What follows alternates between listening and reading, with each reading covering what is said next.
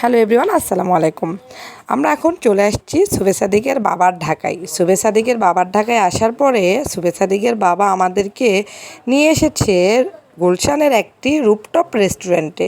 সেই rooftop restaurant থেকে ঢাকা শহরের পুরোটা ভিউ এত সুন্দর দেখাচ্ছিল, মাঝে মাঝে ঢাকা শহরটাও এতটা সুন্দর লোক ধারণ করে আসলে নিজে চোখে না দেখলে বুঝতে পারতাম না।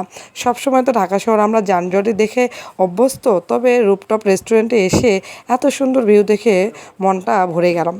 তো দেখানোর পরে এখানে লাইভ বারবিকিউ চলছিল, সেখানে কিছু খাবার অর্ডার করে আমরা আশপাশে ঘোরাফেরা করছি। ঘোরাফেরার মাঝে এত সুন্দর একটা সুইমিং দেখতে পেরেছি, সেই সুইমিং পুলে মনে চাচ্ছিল যে সুইমিং করে ফেলি, কিন্তু দুঃখের বিষয় কী আর করার, শীতের সময় রাতের বেলা।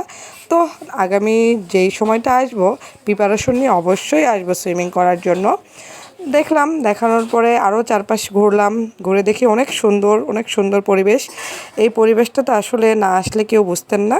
ভালো থাকবেন সকলেই।